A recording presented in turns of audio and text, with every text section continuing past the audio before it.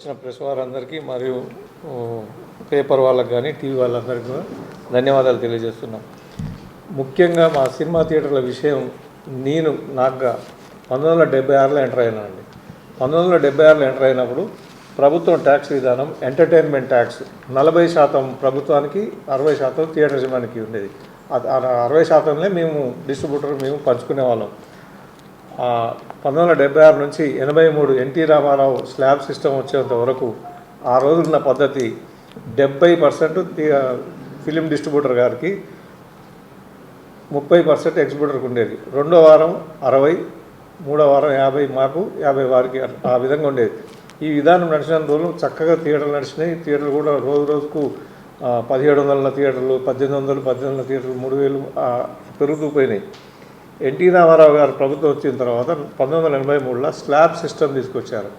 Slab system అంటే థియేటర్ల సీట్లని, ticket రేట్స్ని calculate చేసుకొని ఫిక్స్గా, ఉదాహరణకు సుదర్శన్ థియేటర్ ఉంది 80,000 ట్యాక్స్, దీపక్ థియేటర్ ఉంది 40,000 ట్యాక్స్, ఇట్లా మా థియేటర్ ఉంది 20,000 ట్యాక్స్ అని ఇట్లా ఫిక్స్ చేయడం. ఈ స్లాబ్ సిస్టమ్ ఎప్పుడైతే వచ్చిందో నెట్ బాగా పెరిగిపోయింది. మంచి క్రౌడ్తో నడిచేది. నెట్ బాగా పెరిగిపోవడం వల్ల డిస్ట్రిబ్యూటర్లు ఆ రోజు మాకు రెంటల్ విధానం తీసుకొచ్చారు. రెంటల్ విధానం తీసుకొచ్చినా మేము ఓడ్చుకొని అట్లే నడుపుతూ వచ్చినాం. ఇదే విధానం కొనసాగుతూ వచ్చిన తర్వాత మధ్యలో పంపిణీదారులు కొన్ని పద్ధతులు మార్చారు. షేర్ గ్యారంటీలని, మ్యాక్సిమం గ్యారంటీలని రకరకాలు పెట్టి మమ్మల్ని కొద్దిగా ప్రాఫిట్ తగ్గడం మొదలుపెట్టింది.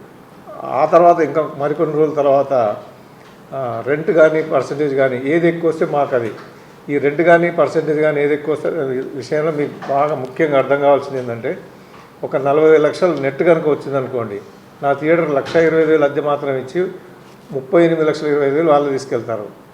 అదే సినిమా, అట్లాంటి సినిమానే ఒకవేళ ప్రజలు ఆదరించక 1,25,000 వచ్చిందనుకోండి, అప్పుడు 1,60,000 అద్దె ఇయ్యారు నాకు. అప్పుడు 62,500 వాళ్ళు తీసుకుపోతారు, 62,500 నాకు ఇస్తున్నాం. నష్టం వచ్చినప్పుడు పూర్తిగా థియేటర్ యజమాని మీద పడుతుంది, లాభం వచ్చినప్పుడు పూర్తిగా నిర్మాతకు, డిస్ట్రిబ్యూటర్కి పోతుంది. ఈ విధానం మంచిది కాదని మేము పోరాడుతూనే ఉన్నాం. 2008 నుంచి కూడా మళ్ళీ అడగడం. ఇంకొకటి ఏమైందంటే 1/7/17 నాడు GST ప్రవేశపెట్టారు. GST అంటే మళ్ళీ టికెట్ ట్యాక్స్ వచ్చింది. 76 నుంచి 83 వరకు ఉన్న టికెట్ ట్యాక్స్ విధానం మళ్ళీ వచ్చింది. అప్పుడు 40% ఉంటే ఇప్పుడు 12-18% ట్యాక్స్ బాగా తగ్గింది కూడా. ఈ టికెట్ ట్యాక్స్ వచ్చినా కూడా మళ్ళీ వీళ్ళు ఈ పద్ధతిలో డిస్ట్రిబ్యూటర్లు మేము ఎంత రిక్వెస్ట్ చేసినా మార్చలే. మళ్ళీ పర్సంటేజ్ సిస్టమ్ రండి, మాకు థియేటర్లు వర్కౌట్ కావట్లేవు, సంవత్సరానికి 4, 5, 10, 20 థియేటర్లు మోస్తూ వస్తున్నారు. 2010 నుంచి ఇప్పటివరకు చూసుకుంటే దాదాపు 2,000 థియేటర్లు మూయడం జరిగింది, కంబైన్డ్ ఆంధ్రప్రదేశ్, ఆ 2 రాష్ట్రాలు కలిపి. ఈ విధంగా నష్టపోతున్నాము. దయచేసి మాకు రెంటల్ సిస్టమ్ తీసేసి ప్రేక్షకులు ఇచ్చిన డబ్బులనే పంచుకోండి. ఈ ప్రేక్షకులు ఇచ్చినప్పుడు డబ్బు పంచుకునే విధానం మన భారతదేశం ఇతర రాష్ట్రాల్లో ఉంది, విదేశాల్లో కూడా ఉంది.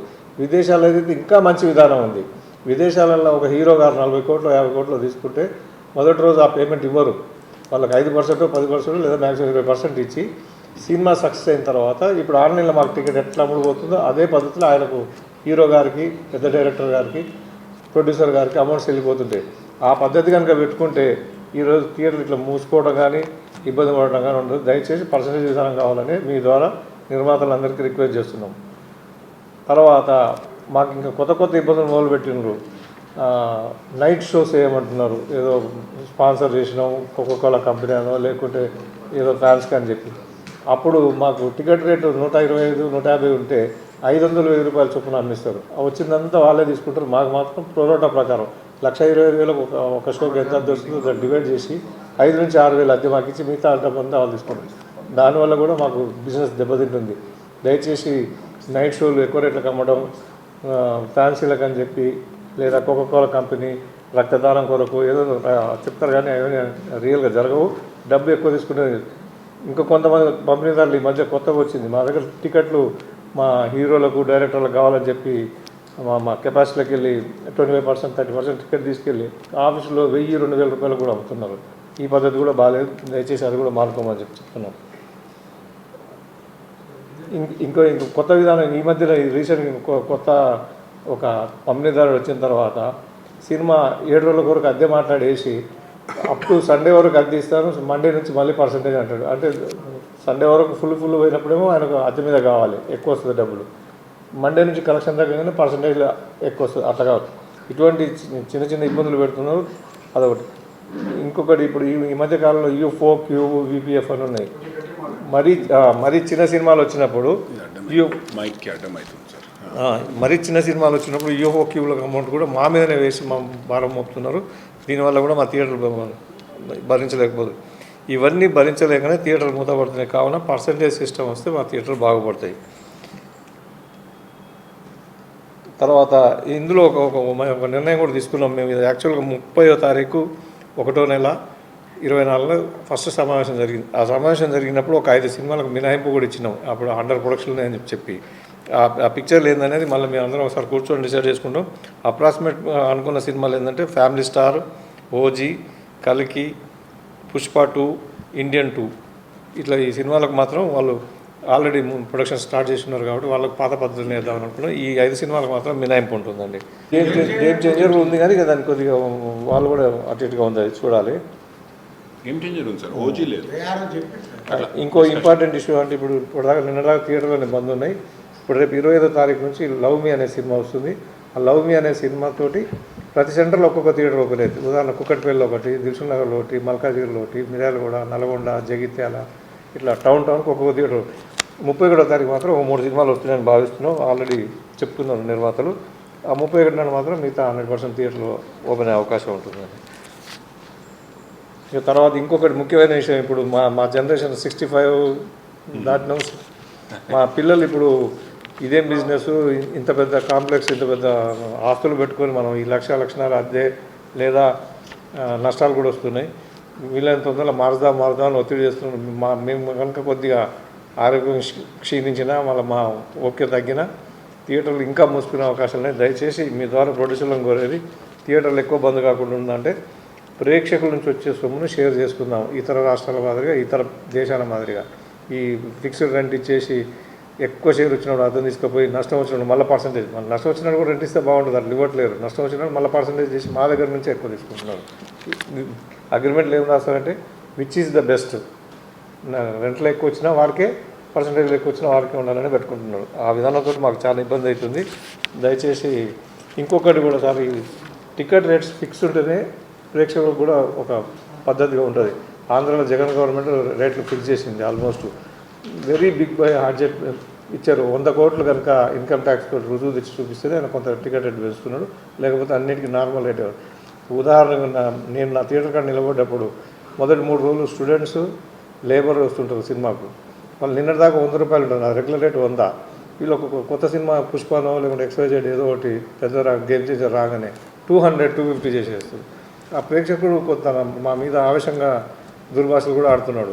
నిన్నటిదాకా 100 రూపాయల టికెట్ ఉంటే ఈరోజు ఎట్లా 150, 200 చేసిందని చెప్పి టికెట్ రేట్ కూడా ఫిక్సే ఉండాలి. మేము ఏమంటున్నాం అంటే పూర్వం కూడా షోల సినిమా కానీ, బాలనాగమ్మ కానీ, ఇంక ఎన్ని మీరు అడవి రాముడు తీసుకోండి, టికెట్ రేట్ అదే ఉండేది. 1,00,000 ప్రేక్షకులు చూసేవాళ్ళు 10 లక్షల్లో లేదా 1 కోటి మంది జనాభా చూసి లాభం రావాలి. కానీ టికెట్కి ఏదో బడ్జెట్ ఏదో పెట్టినామని చెప్పి రేటు పెట్టడం వల్ల మా సినిమా ఇండస్ట్రీ దెబ్బతింటుంది. ఇంకా మాలో మేము కూడా ఈ క్యాంటీన్ రేట్లు కూడా కొంత కుదించుకోవాలని ఆలోచిస్తున్నాం. మన మల్టీప్లెక్స్కు మాకు బెరీజ్ వేసుకుంటే మాత్రం దాదాపు 75% మాయే తక్కువ రేట్లు ఉంటాయి తినుబండారాల విషయంలో. థ్యాంక్స్ అండి. నాది నెక్స్ట్ బాలగోవిందరాజు, వైస్ ప్రెసిడెంట్. నమస్తే సార్, నా పేరు బాలగోవిందరాజు. సుదర్శన్ 35mm దేవిసిఎంటీఎం ఎగ్జిబిటర్, హైదరాబాద్ ఎగ్జిబిటర్ అండి. తెలంగాణ ఎగ్జిబిటర్స్ అసోసియేషన్లో సెక్రటరీనండి. అయితే ఇప్పుడు మనకు తెలిసిన పాయింట్స్ లాస్ట్ 10-20 డేస్లో ఎలక్షన్స్ వల్ల కానివ్వండి, IPL కానివ్వండి, పలు కారణాల వల్ల కంటెంట్ పోస్ట్పోన్ అయిపోయింది. పోస్ట్పోన్ అయినందుకు గాను ఎన్నో థియేటర్లు బంద్ అయ్యాయి. లాస్ట్ 10 డేస్ కింద మనము చూసాం కదా. ఇది ఒక టెంపరీ ఎన్విరాన్మెంట్ అనేసే మాకు అనిపిస్తుంది. కాకపోతే దానికి వెనకాల ఉన్న రిక్వైర్మెంట్ సింగిల్ స్క్రీన్స్ బంద్ కాకుండా ఉండాలి అని అంటే దాని రెవెన్యూ పెరగాలి అనేసి మేము పోయిన 1 year నుంచి కూడా రిక్వెస్ట్ చేస్తూ ఉన్నాము. ఇన్ఫ్యాక్ట్ చాలా ముందు రోజుల నుంచి కూడా రిక్వెస్ట్ చేస్తున్నాము. అది ఇప్పుడు కీలకంగా మారింది. ఎందుకంటే ప్రతి సీజన్కి 10 థియేటర్లు క్లోజ్ అయిపోతున్నాయి. ముందు సింగిల్ స్క్రీన్స్ బంద్ అయిపోతాయి అనే మాటనే కనబడుతుంది. సో సింగిల్ స్క్రీన్స్ బంద్ అయిపోతాయి అనే మాటలో చూస్తే దొంగ ఎవరు అని చూస్తే దొంగను కాదు, యాక్చువల్ కారణం ఏంటని చూస్తే ఆడియన్స్ కాదు.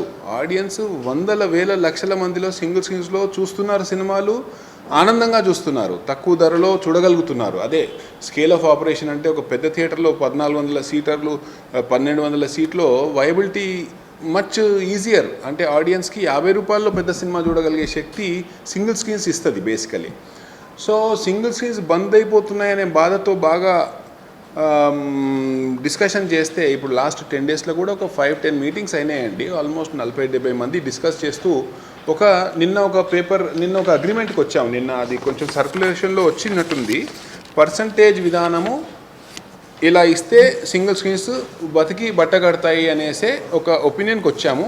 మేము ఇండస్ట్రీని కోరుతున్నాము, అందరి ద్వారా ఇండస్ట్రీని కోరుతున్నాము. ఆల్మోస్ట్ అందరూ పెద్ద ప్రొడ్యూసర్లు అందరూ సుముఖంగానే ఉన్నారు. ఇండస్ట్రీని కోరుతున్నాము దట్ ఈ నెల నుంచే కొన్ని సినిమాలు మినహాయించి ఈ నెల నుంచే మాకు పర్సంటేజ్ ఇవ్వండి, మల్టీప్లెక్స్ లాగా ఇచ్చే పర్సంటేజే ఇవ్వండి అని కోరుతున్నాము. దానికి సుముఖంగా ఒప్పుకున్న మాట నిన్న ఒక లెటర్ రూపంలో ప్రెస్ ముందు పెడుతున్నాము. So we request the big cinema producers and big stars to actually save the single screens. ఈ సింగిల్ స్క్రీన్స్ని సేవ్ చేయడం ఎలా అని ఆలోచిస్తే దాని తగ్గట్టు రెవెన్యూ వస్తేనే సేవ్ అవుతాయి. సో అది మా రిక్వెస్ట్. ఈ పాయింట్స్లో చూస్తే కొంచెం డిస్కషన్లోకి వచ్చింది. ఆ పర్సంటేజ్ మరి ప్రొడ్యూసర్లకు నష్టదాయకం కదా అనేసి వచ్చింది, ఒక డిస్కషన్ వచ్చింది. నేను దాన్ని కూడా అడ్రస్ చేస్తాను. ఒక ప్రొడ్యూసరు పోయిన 10 ఏళ్ల కింద ఒక 10 థియేటర్లో రిలీజ్ చేసేది, 20 థియేటర్లో రిలీజ్ చేసేది, ఇవాళ 100 థియేటర్లో రిలీజ్ చేస్తున్నాడు. దానివల్ల రన్ తగ్గింది, ప్రొడ్యూసర్కి రావాల్సిన బెనిఫిట్స్ వచ్చేసాయి. అంటే నెంబర్ ఆఫ్ థియేటర్స్లో 2 వీక్స్లో 1 వీక్లో రావాల్సిన రెవెన్యూ వచ్చేస్తుంది. కాకపోతే ఆ వచ్చే రెవెన్యూ దగ్గర ఉన్న ఆ థియేటరు వయబిలిటీ ఉందా లేదా అని చూస్తే ఆ థియేటర్ వయబిలిటీ లేకుండా అయిపోయింది. ఎందుకంటే 50 రోజులు 100 రోజులు ఆడేది 1 వీక్ కూడా ఆడట్లేదు, 2 వీక్స్ కూడా ఆడట్లేదు. ఎందుకంటే ఆడియన్స్ డివైడ్ అయిపోయింది. సో దీన్ని చూసి మేము అండర్స్టాండ్ చేసుకొని మాకు పర్సంటేజ్ అయితేనే వర్కౌట్ అవుతుంది, లేకపోతే వర్కౌట్ కాదు, మా తోటి మల్టీప్లెక్స్ లాగా ఎట్లా ఇస్తున్నారో అట్లనే ఇవ్వండి అని అంటే ప్రొడ్యూసర్కి నష్టమేం లేదు. మరీ సింగిల్ స్క్రీన్స్ని మొత్తం పిండేసేలాగా కరెక్ట్ కాదు అనేసి మా రిక్వెస్ట్. దేర్ఫోర్ ఇది యాక్సెప్ట్ చేయమనే కోరుతున్నాము మీ ద్వారా. ఆల్మోస్ట్ యాక్సెప్టెన్స్ వస్తుంది. అండ్ ఇది డిజిటల్ టెక్నాలజీ వల్ల ఆడియన్స్ బిహేవియర్ మారిపోయింది కాబట్టి 10 థియేటర్లలో సినిమా నేను 50 రోజులు నడుపుతా అనే ప్రొడ్యూసర్ లేడు ఇవాళ. ఫటాఫట్ 1 వీక్లో 2 వీక్స్లో రెవెన్యూ డిస్ట్రిబ్యూషన్ మెకానిజం 100 థియేటర్లలో వేసేసి డిజిటల్ టెక్నాలజీ వల్ల ఇది మారిపోయింది. సో దీనివల్ల ఇది అంటే ప్రొడ్యూసర్కి నష్టమేం లేదు. మాకు పర్సంటేజ్ విధానం ఇస్తే కూడా ప్రొడ్యూసర్కి పెద్ద భారం ఏం లేదు. మారిపోయిన రోజుల్లో జీనేదో లాగా ప్రొడ్యూసర్లు కూడా లాభం పొందుతున్నారు, ఎగ్జిబిటర్స్ కూడా బతికుండాలనేసే మా రిక్వెస్ట్. కూర్చున్న కొమ్మని నరుక్కుంటున్నట్టు అవుతుంది లేకపోతే. ఎందుకంటే చూస్తూ ప్రతి సీజన్కి 10 థియేటర్లు పోతున్నాయి. తప్పకుండా. ఇప్పుడు తెలంగాణ షూర్ సార్, తెలంగాణ రాష్ట్రానికి వస్తే నైజాం ఏరియా హక్కులు ఒక పర్టికులర్ అమౌంట్, అంటే పెద్ద సినిమాలకి మరీ అన్యాయం జరగకూడదు కాబట్టి పెద్ద సినిమాలకి, పెద్ద బడ్జెట్ సినిమాలకి మొన్న జరిగిన డిస్కషన్స్లో మొదటి వారం 75% ప్రొడ్యూసర్కి, 25% సింగిల్ స్క్రీన్కి ఇమ్మని కోరాము. అది యాక్సెప్ట్ అయింది. సో మొదటి వారం పెద్ద సినిమాకి 75-25. మీడియం సినిమాస్ అంటే 30 కోట్ల కన్నా తక్కువ ఉన్న బడ్జెట్ కాదు, నైజాం రైట్స్, ఆ దానికి మొదటి వారం 60-40, అంటే 60% ప్రొడ్యూసర్కి, 40% ఎగ్జిబిటర్కి.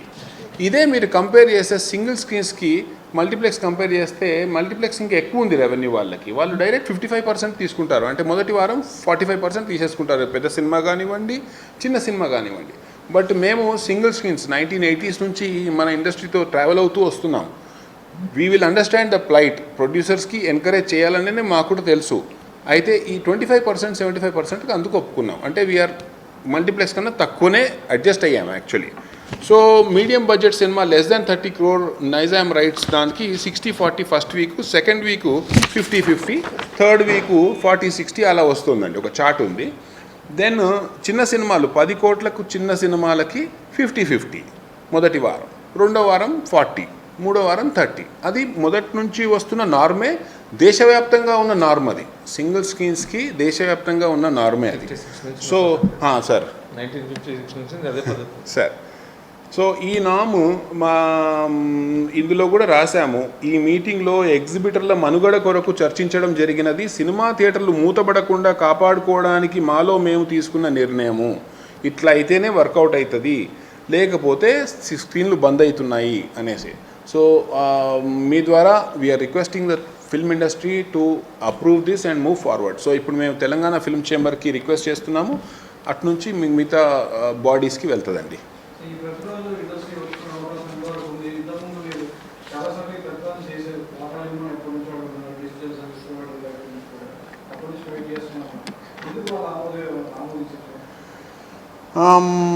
తీవ్రత అంత రాలేదు, ఇప్పుడు తీవ్రత వచ్చేసింది. ఆల్మోస్ట్ 90% ఒప్పుకుంటున్నారు, కానీ who will bell the cat టైప్లో మిగిలిపోయింది ఇది. అది ఈ ఎలక్షన్స్ వల్ల కంటెంట్ లేనందుకు స్క్రీన్స్ బంద్ అవుతుంటే అప్పుడు మిగతా సెక్షన్ అంతా చూసారు. యాక్చువల్లీ స్క్రీన్స్ బంద్ అయిపోతుంది అంటే బేసికల్లీ బంద్ కావు అనే ఒక కాన్ఫిడెన్స్ ఉండే, కానీ ఇప్పుడు నిజాలు బయటకు వస్తున్నాయి, బంద్ అవుతున్నాయి. ఎందుకంటే టుడే బికాస్ ఆఫ్ అర్బనైజేషన్ సిటీలో ఒక single screen is it viable at all? ఇది తీసేసి వేరే బిజినెస్ పెడితే 5 times రెవెన్యూ వస్తుంది. మీరు ఏ థియేటర్ అన్నా చూడండి. సో అది చూసే మల్టీప్లెక్స్ వాళ్ళు ఆ పర్సంటేజ్ పెట్టారు. మేమేమో ఇండస్ట్రీకి ఫ్రెండ్లీ అనేసి అలా ఉండిపోయాము, కానీ నష్టపోతున్నాము. సో ఇది పసిగట్టి ఇప్పుడు ఒప్పుకునే ఛాన్స్ ఉందండి. ఇప్పుడు అందరూ కూడా ఒప్పుకుంటున్నారు. ప్రొడ్యూసర్స్ కౌన్సిల్ కూడా సుముఖంగానే ఉంది. మొదటి నుంచి సింగిల్ స్క్రీన్స్ని కాపాడుకోవాలనే ఉద్దేశంతో ఉంది. అయితే మొన్న మనం డిస్కషన్స్లో కాపాడుకోవడం అంటే ఎలా అని అంటే దానికి తగ్గ రెవెన్యూ వస్తేనే కాపాడుకున్నట్టు. అది ఈ ఫార్ములా ద్వారా వస్తుందనేసే మేము ఆశిస్తున్నాము. ఇందులో ఉన్న వ్యక్తులందరూ కూడా ఇండస్ట్రీలో పోయిన 20-30 ఏళ్ళ నుంచి ఉన్న వ్యక్తులే బాగా ఆలోచించి ఈ డిస్కషన్కి వచ్చామండి. రవీంద్ర గోపాల్ గారు. నమస్కారం అండి. మీడియా మిత్రులకు, డిజిటల్ వాళ్లకు, పేపర్ వాళ్ళకు అందరికీ నా నమస్కారం. నా పేరు రవీంద్ర గోపాల. నేను 1979 నుంచి డిస్ట్రిబ్యూటర్ నుంచి ఎగ్జిబిటర్గా రకరకాలుగా ఉన్నాను. ఆనాడున్న సిస్టమ్ పర్సంటేజ్ సిస్టమ్ ఉండేది. కాలక్రమేణా రకరకాలుగా మార్పులు వచ్చినాయి. మార్పులతో పాటు మేము వచ్చాం. సీక్లా సెంటర్లు ప్రధానంగా ఇవాళ మేము ఈ మీటింగ్ పెట్టడానికి కారణం ఏంటంటే సి క్లాస్ ఎగ్జిబిటర్లు చాలా వరకు ఇబ్బందులు పడుతున్నారు. దేనికి అంటే వాళ్ళకి సరి అయినటువంటి ఇన్కమ్ లేక. ఏమిటి ఇన్కమ్ అంటే సినిమా వేసినప్పుడు రెంటల్ బిజినెస్లో కొన్ని ఆడుతున్నాయి, కొన్ని ఆడతలేవు. మాకు పర్సంటేజ్ కావాలని 2008 నుంచి మేము రకరకాలుగా అడుగుతూ వచ్చాం. కొంతమంది పెద్దలు మాకు సహకరించారు. ఇది ఒక కార్యరూపం దాల్చింది. ఇప్పుడు పర్సంటేజ్ వస్తుంది. మాకంటే ముందు సీడెడ్లో ఉంది, వేరే చోట్ల ఉంది, చాలా చోట్ల ఉంది పర్సంటేజ్. మా దగ్గర రెంటల్ బిజినెస్ అన్నారు. పెద్ద పెద్ద ప్రముఖులందరూ వాళ్ళకి ఆనాడు రెంటల్ బిజినెస్ ఇవ్వడం వల్ల సి క్లాస్ ఎగ్జిబిటర్లకు కూడా ఒక రకంగా రెంట్ వచ్చేది. ఇప్పుడు వచ్చే పరిస్థితి లేదు. ఎందుకంటే రకరకాలుగా సినిమా మీద డిజిటల్స్ మీడియా బాగా మారిపోయింది. సి క్లాస్ సెంటర్లకు ఒక ఎగ్జిబిటర్ రావాలంటే అనేక కారణాలు. ఒకటి టికెట్ రేట్ అనుకోండి, రెండవది మీడియా అనుకోండి, మూడవది సెల్లో రావడం అనుకోండి, నాలుగవది ఓటీటీ అనుకోండి. అన్నిటికంటే ప్రధాన కారణం కరోనా వచ్చిన తర్వాత విపరీతంగా జనం అవేర్నెస్ పెరిగిపోయింది. సినిమాలు చూసే పరిస్థితి లేదు. అటువంటప్పుడు సి క్లాస్ సెంటర్లు, బి క్లాస్ సెంటర్లకే జనం రావడం లేదు, సి క్లాస్ సెంటర్లకు రావడం లేదు. మరి ఈ సి క్లాస్ సెంటర్లన్నీ మూతలు పడితే సినిమా ఇండస్ట్రీ నిలబడేది ఎట్లా? ఇది పెళ్ళం మొగల సంబంధం. మీరు సినిమా తీస్తున్నారు, చాలా బాగుంది. మరి మేము ఆడిస్తేనేగా, మేము రూపాయి లెక్కబెట్టి మీకు ఇస్తేనేగా డబ్బులు వచ్చేది. మరి మమ్మల్ని ఎందుకు చూడరు? మా థియేటర్లు బంద్ అవుతున్నాయి. ఇవాళ మా థియేటర్ అమ్ముకుంటే వరెస్ట్గా సి క్లాస్ సెంటర్ అమ్మితే 6 కోట్లు వస్తుంది. 6 కోట్లతో అద్భుతమైన వ్యాపారం చేసుకోవచ్చు. సినిమా వ్యాపారమే చేయాలని ఏం పని లేదు. ఇవాళ థియేటర్లు 4 నెలలు 5 నెలల నుంచి వాలంటీర్లుగా బంద్ చేసుకుంటున్నాం. ఎందుకు?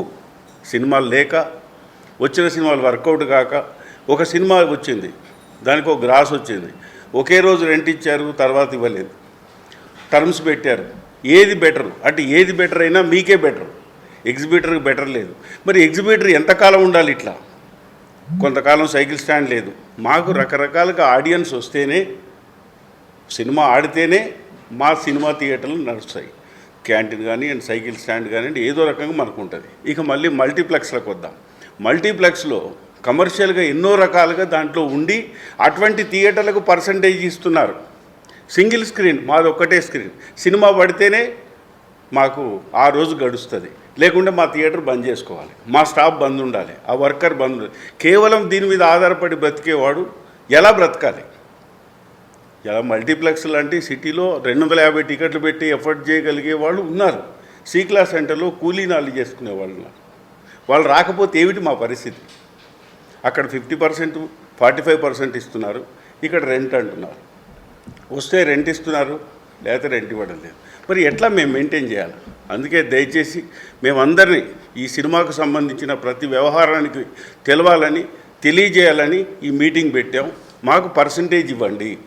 ఇవ్వకపోతే ఇప్పుడు ఫస్ట్ 500 థియేటర్లు ఉండేది నైజాంలో, తగ్గి 200 సి క్లాస్ సెంటర్లకు వచ్చినాయి. అవి కూడా బంద్ అవుతాయి.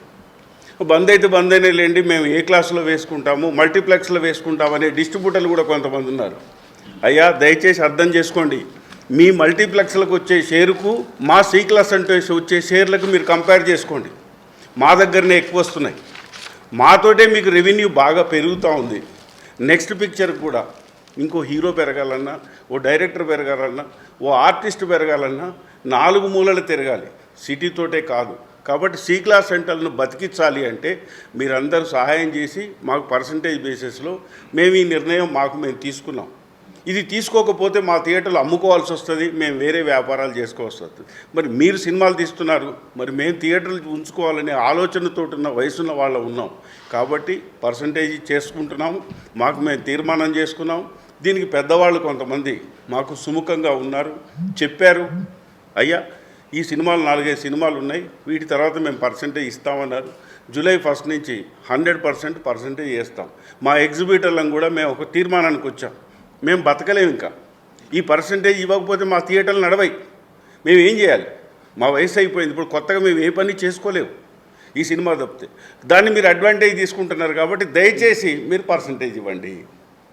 అక్కడ మీరు మల్టీప్లెక్స్లకు ఇస్తున్నారు, మరి మాకెందుకు ఇవ్వరు? మేమేం తప్పు చేసాం? మేము మొత్తం మీ మీదనే ఆధారపడి ఉన్నాం కదా. మా సినిమా, మీరు వేసిన సినిమా పొద్దున్న టికెట్ బుకింగ్ 11 o'clock ఓపెన్ చేస్తే రాత్రి 12 గంటల దాకా మేము కేవలం మీకోసమే ఉన్నాం, మీ సినిమా ప్రదర్శన కోసమే ఉన్నాం. మరి మీరు ఎందుకు అర్థం చేసుకోరు? ఎంతసేపు మమ్మల్ని బతకనివ్వడానికి ఎందుకు ఆలోచించరు? సినిమా ఇండస్ట్రీలో మేము ఒక భాగమే కదా. రకరకాలుగా మేము బాధపడుతున్నాం, మాకు వేరే ఇన్కమ్ లేదు. కాబట్టి దయచేసి ఈ పర్సంటేజ్ సిస్టమ్ అనేది మా నైజాంలో ఇంప్లిమెంటేషన్ చేయాలని మాకు పెద్దలు కొంతమంది చెప్పారు. వాళ్ళు మాకు సహాయ సహకారాలు అందించారు, వాళ్ళు కూడా ఒప్పుకున్నారు. వాళ్ళు ఎగ్జిబిటర్లు, డిస్ట్రిబ్యూటర్లు, ప్రొడ్యూసర్లు, వాళ్ళు అన్ని క్రాఫ్ట్లలో ఉన్నవాళ్ళే. కాబట్టి సుముఖంగా మేము తీసుకున్న నిర్ణయం ఇది. ఈ నిర్ణయాన్ని మేము వాటి నుంచి జూలై 1 నుంచి అమలుపరుచుకుందాం అనుకుంటున్నాం. కాకపోతే సి క్లాస్ సెంటర్లన్నీ బంద్ చేసుకోవాల్సి వస్తుంది. బంద్ చేసుకుంటాం. ఇప్పటికే చాలా థియేటర్లు బంద్ అయినాయి, మళ్ళీ రీఓపెన్ అవుతాయి. వీటికి తగ్గట్టుగా ఆనాడు 79 డిస్ట్రిబ్యూషన్ ఆఫీసులు ఉండేవి, ఇవాళ 4-5 ఆఫీసులే ఉన్నాయి. ఆ డిస్ట్రిబ్యూషన్ ఆఫీసులు కూడా రకరకాల పంతాలకు పోతున్నాయి. ఏమిటి అంటే ఒక ఎగ్జిబిటర్ అనేవాడిని ఒక స్లేవ్స్ చూసినట్టు చూస్తున్నారు. తప్పండి.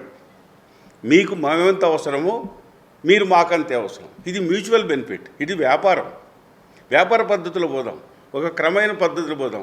ఆనాడు అగ్రిమెంట్లు ఉండేదండి.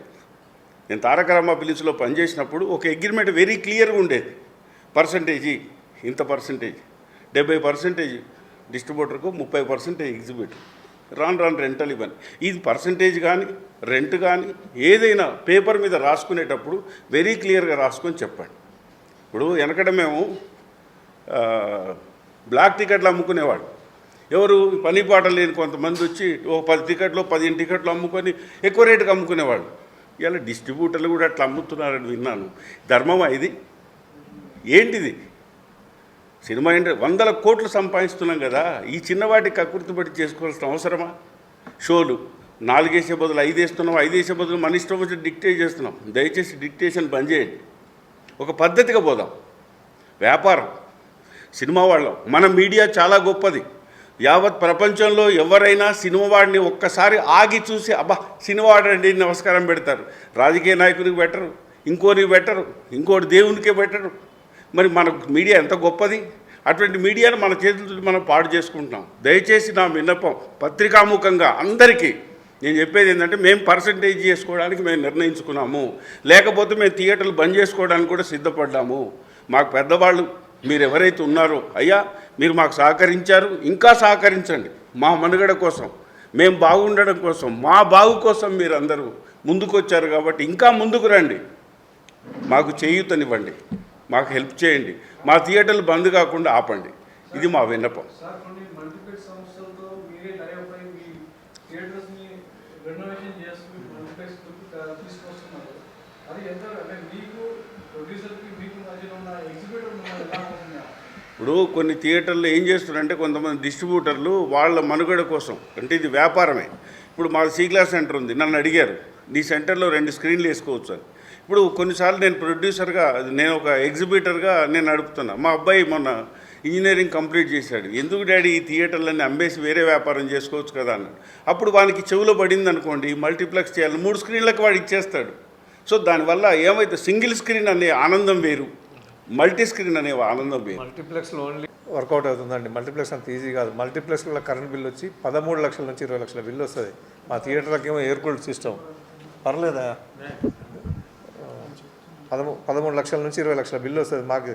అది వాళ్ళు ఏంటంటే షేర్ మార్కెట్లలో పోయి తెచ్చుకుంటారు, ఏదో గ్రూప్స్ అని పెట్టుకుంటారు, రకరకాల సొమ్ము ప్రజలది సోకు ఇంకొంది.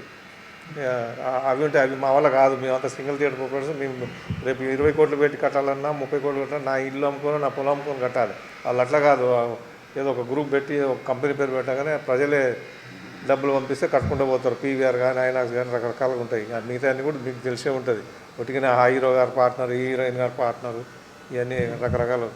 ఇంకొకటి సార్, మేము కొత్తదేం అడుగుతలేము. మాకు నేను ఊహ తెలిసిన కాడ నుంచి 76 సినిమా ఫీల్డ్ వచ్చింది 56 నుంచి ఎన్టీ రామారావు గారు 1983 స్లాబ్ సిస్టమ్ వచ్చేంత వరకు పర్సంటేజ్ సిస్టమే ఉంది. ఆ రోజులో 28 నాట్లు హౌస్ఫుల్ పోయిన సినిమాకు 70% డిస్ట్రిబ్యూటర్కి ఇచ్చేవాళ్ళం.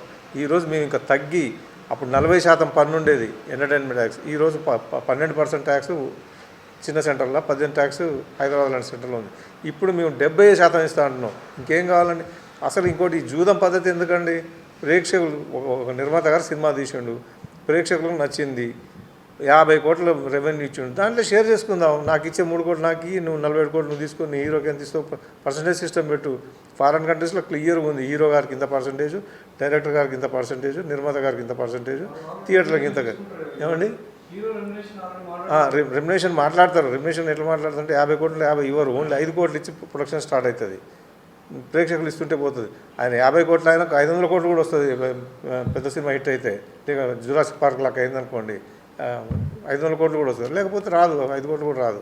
కాబట్టి మేము పర్సంటేజ్ కొత్తగా ఏం అడుగుతున్నాం. ఇది 2008 నుంచి కేఎస్ రామారావు గారి అధ్యక్షతన కానీ అంతా నడుస్తూ వస్తుంది. ఇప్పుడు ఈ నెల 2 నుంచి థియేటర్లు బంద్ అయినాక మా వార్తలు మాకు తెలుస్తున్నాయి, చాలా ఇబ్బందులు అవుతున్నాయి. డెస్క్లు అంతకుముందు డెస్క్లో 20 ఉంటే ఇవాళ 11 లేవు, ఇంకా వచ్చే నెలకు మళ్ళీ 10 అయిపోతాయి. ఏం చేయాలి నేను తర్వాత? కాబట్టి దయచేసి పర్సంటేజ్ చేస్తే, ఇప్పుడు మీకు ఉదాహరణకు చెప్తున్నాను, నా దగ్గర హౌస్ఫుల్స్ అయితే 50 lakhs నెట్ వస్తుందండి. 50 lakhs నెట్ నా సొంత థియేటర్లో. నేను బాహుబలి కట్నే ఇచ్చిన, పుష్ప కట్నే ఇచ్చిన, ఇంకో RRR కట్నే ఇచ్చిన, వాళ్ళు 48,50,000 వాళ్ళు తీసుకొని పోతున్నారు. నాకు 1,50,000 ఇస్తే గగ్గనం, ఒక 5-10 వేలు అది తీస్తారు. అదే పర్సంటేజ్లో నాకు 20% ఇచ్చారు అనుకోండి, నాకు 10-12 లక్షలు వస్తాయి కదా. ఇట్లా టైంలో నేను బాగుపడతాయి. సింగిల్ స్క్రీన్స్ గత 10-11 ఏళ్ళ నుంచి 2,000 థియేటర్లు మూసుకున్నామండి. ఇంకా మీకు అది కూడా అవగాహన రాకపోతే ఏం చేయాలి? దయచేసి మేము బతకాలంటే పర్సంటేజ్ సిస్టమ్ కావాలి. ఇది అందరం కూర్చొని మాకు మేము తీసుకుని ఉన్నాం. దీనికి లీగల్ కొన్ని ఇబ్బందులు వస్తున్నాయి కాబట్టి ఖచ్చితంగా మాలో మేము తీసుకుని ఉన్నామని ప్రకటించుకుంటున్నాం. ఇవ్వకపోతే నేను వేయను, బంద్ పెట్టుకుంటా. థియేటర్ సినిమా ఇవ్వకపోతే బంద్ పెట్టుకుంటా. ఇప్పుడు బంద్ పెట్టుకున్నా 3 వారాలు, రేపు కూడా బంద్ పెట్టుకుంటా. కల్కి అయినా కూడా పర్సంటేజ్ ఇస్తేనే ఇస్తాను. అంటే ఇక్కడ మేము ఒక 4 సినిమాలకు ఎగ్జామ్షన్ ఇచ్చినాము, అందులో కల్కి ఉన్నదనుకుంటా. ఎందుకంటే మేము ఈ డిసిషన్ తీసుకుంది జనవరిలో తీసుకున్నాం. అప్పటి వరకు ప్రొడక్షన్లో ఉండి స్టార్ట్ అయ్యి ఆల్రెడీ రెమ్యునరేషన్స్ డబ్బులని రైట్స్ మాట్లాడుకున్న వాటికి ఒక 4-5 సినిమాలకు ఎగ్జామ్షన్ ఇచ్చినాం. వాళ్ళు ఆల్రెడీ ఫ్యామిలీ స్టార్.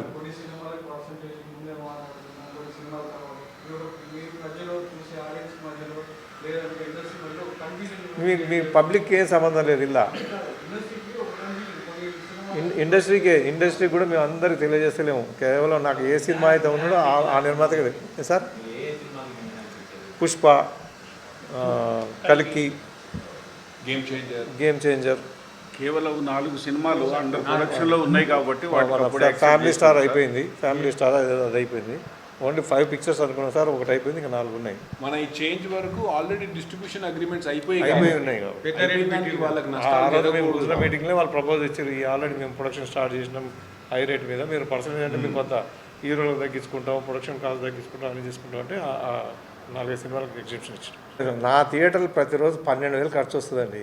మీ సినిమా నేను వేద్దామంటే ఆ సినిమా మొత్తం 4,000 లేదు. ఆ 4,000లో మళ్ళీ జిఎస్టీ తీసినా 3,000 ఉంటుంది. ఆ 3,000 ఆయనకు 15,000 నాకు 15,000 వస్తే బంధు పెట్టుకుంటే 4,000 నష్టం, ఆయన సినిమా వేస్తే 7,000 నష్టం అవుతుంది. అది మీరు ఒకటేసారి గుర్తుపెట్టుకోవాల్సింది. కాల్గేట్ పేస్ట్ ఉంది, క్లోజప్ ఉంది, విజేందర్ రెడ్డి పేస్ట్ అని ఒకటి తీస్తా, పెట్టుకుంటారా మీరు? విజేందర్ రెడ్డి పేస్ట్ వచ్చిందని మీరు టీవీలలో చూపించాలా లేదా? వందల కోట్లు పెట్టి ఇప్పుడు సినిమా తీస్తారు. మా ఎంటైర్ ఓల్డ్ ఆంధ్రప్రదేశ్ అడ్వర్టైజ్మెంట్ కావాలంటే ₹1,00,00,000 మినిమం పెట్టాలి. తెలంగాణ మొత్తం కావాలంటే 60-70 లక్షలు పెట్టాలి. నువ్వు 6,000-7,000 పెడతలేవు. సినిమాని ప్రేక్షకుడు నా థియేటర్కి ఎట్లా వస్తాడు? నడుచుకుంటూ రావాలి కదా. పలానా సినిమా వచ్చిందని ఎట్లా తెలవాలి? ఆంధ్రజ్యోతిలో గింత తెస్తాం. కాబట్టి ప్రచారం అనేది చాలా ఇంపార్టెంట్. నేను మా ఈ తెలంగాణ ఛాంబర్ నుంచి గత 15 ఏళ్ల కింద నేను ఒక లెటర్ ఇచ్చినాను. కొత్త నిర్మాత సభ్యత్వం చేరితే అయ్యా మీకు 10 కోట్లు ఆస్తుంటే 2 కోట్లతో చెలగాటవాడు, 20% చెలగాటవాడు.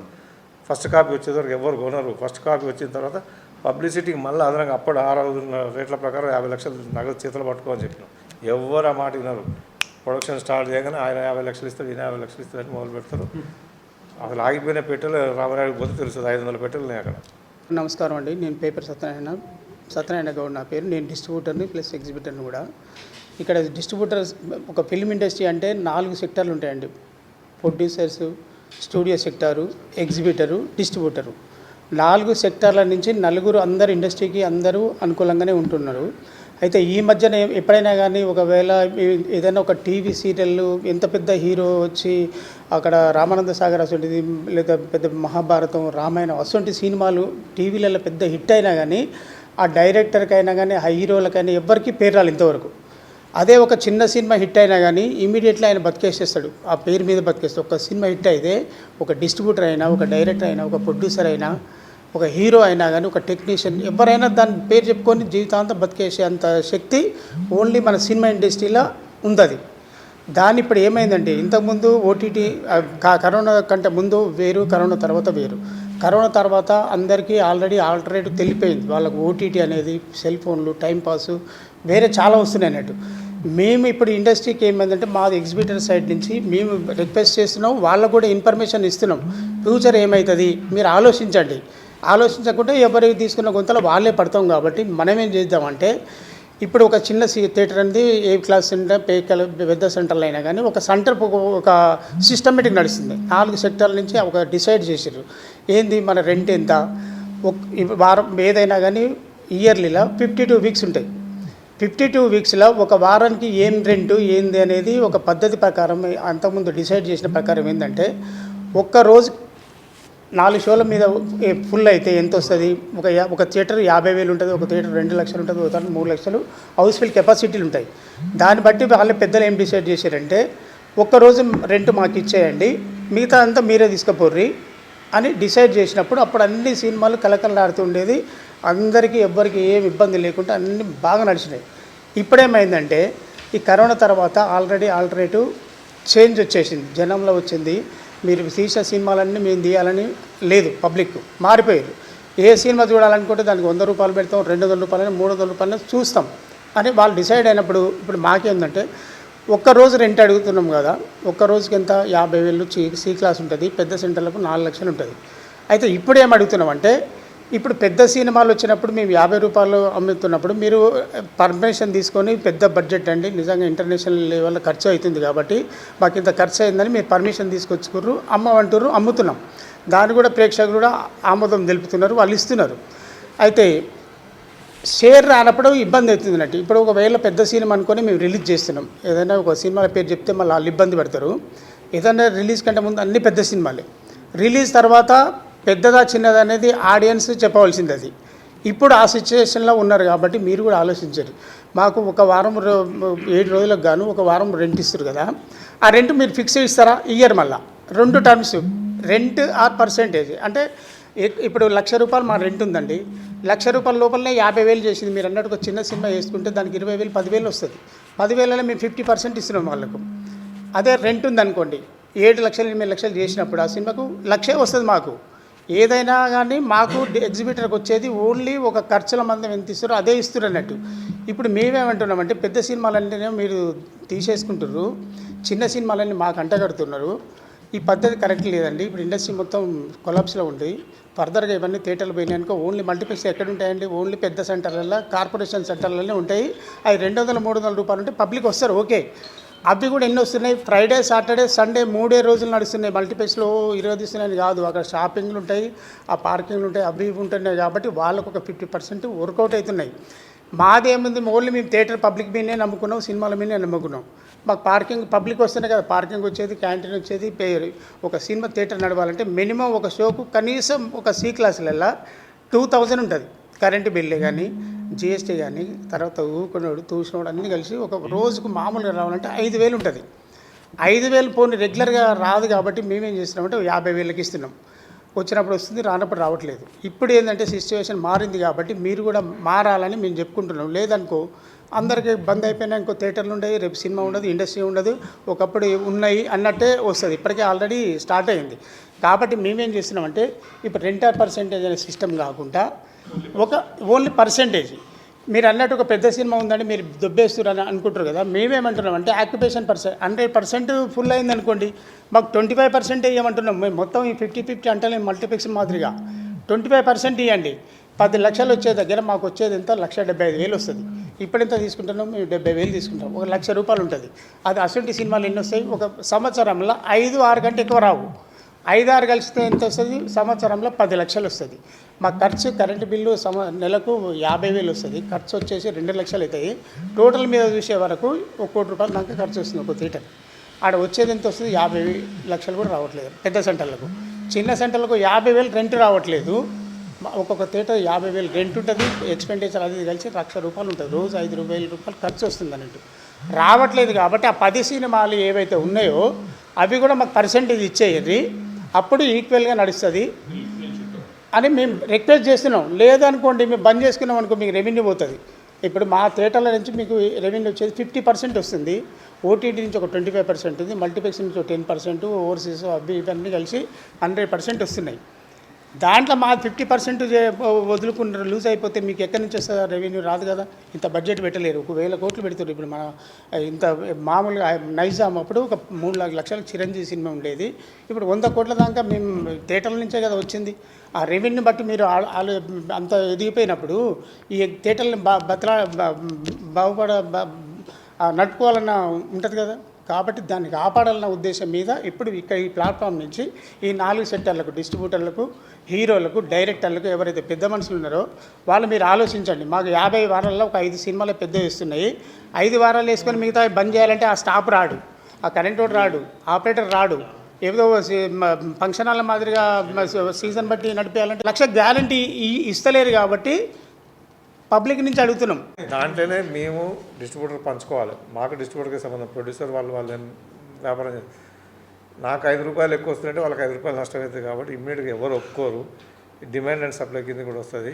ఈ డిమాండ్ అండ్ సప్లై విషయం వస్తుంది కాబట్టి మేము ఇంతమంది ఐక్యమై మాకు ఇప్పుడు ఉదాహరణకు ఇప్పుడు మాకు లెటర్ మీద సైన్ చేసిన వాళ్ళు కానీ గత 2 నెలల నుంచి సైన్ చేసిన వాళ్ళు తీసుకుంటే 85 నుంచి 90% థియేటర్ యజమానులు సైన్ చేసేసారు. అందరికి ఒకటే నొప్పి, ఇల్ల వేరే ఏం లేదు. కోవిడ్ వస్తే కోవిడే, అందరు కోవిడే.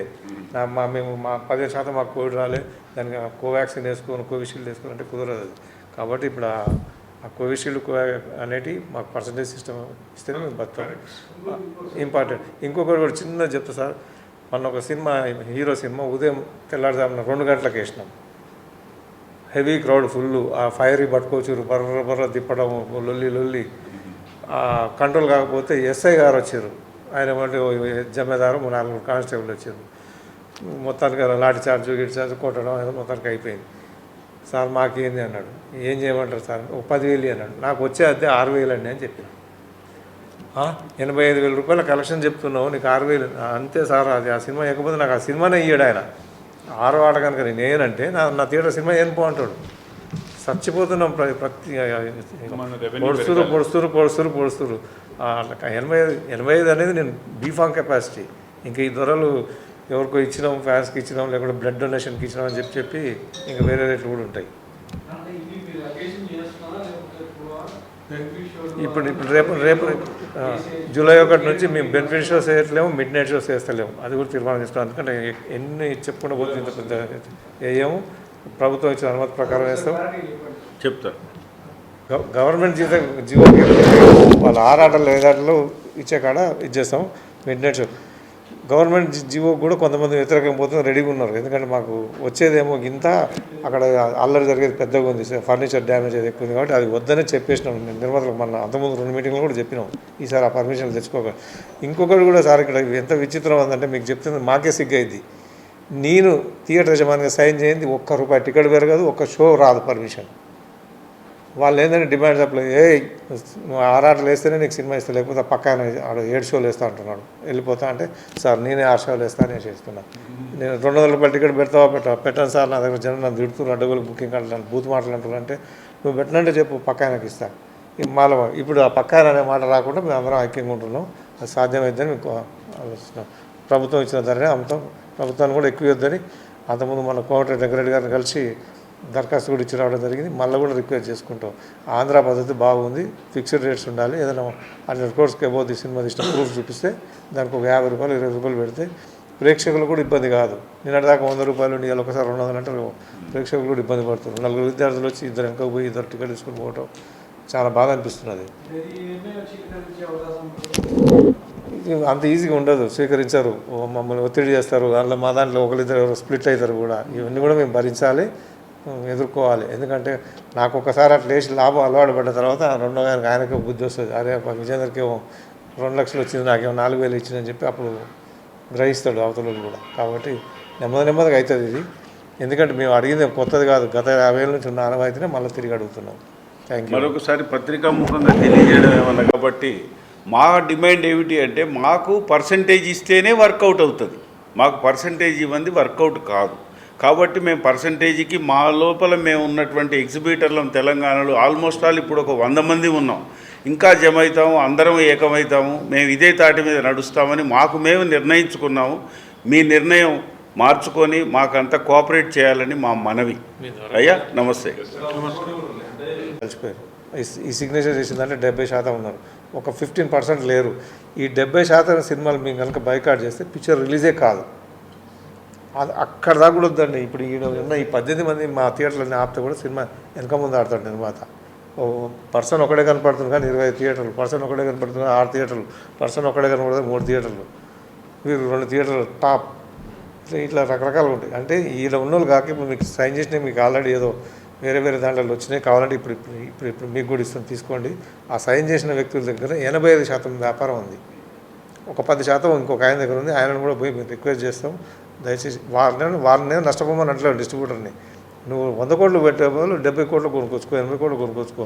థియేటర్ల పరిస్థితి ఇట్లా ఉందిరా బాబు, బంద్ అయిపోతున్నాయి, ఇండస్ట్రీ నాశనం అవుతుంది. కాబట్టి హీరో గారు, నేను ఒకటే మాట చెప్తున్నా సార్, హీరో గారికి 50 కోట్లు లేకపోతే 30 కోట్లు ఇస్తారు నష్టమా? ఎందుకు 50 కోట్లు ఇవ్వాలి? వచ్చి పేద విద్యార్థుల్ని, హమాలీల్ని, రిక్షా దొక్కేట వాళ్ళని, పేద కూలీలను చంపాలన్నా ₹200 టికెట్ పెట్టి? తప్పు కదా అది. సంపన్నుని తీసుకుపోయి కోట్లు దోచి పెడదాం, చిన్న స్టూడెంట్స్ని, విద్యార్థుల్ని ఆ పాకెట్ మన ఉన్న ₹100 200 తప్పుదామా? ఇదంతా అన్యాయమే కదా. మీరు ఎట్లా వస్తుందో అట్లా తీసుకుంటూ పోండి.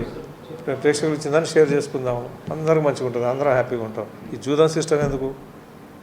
ఇంకా మాకు మన దాకా జూదం ఉండేది. గత సినిమా 40 లక్షలు వచ్చింది, నువ్వు 45 ఇస్తేనే ఇస్తా, పక్క 48 అంటున్నాను చెప్పి ఇద్దరం కలిసినాక 40 కాదు 35 ఆఫర్ ఇస్తే నేనేమో 45 ఇచ్చేస్తా, పిచ్చోని లెక్క. పోతూనే ఉంటాయి పైసలు.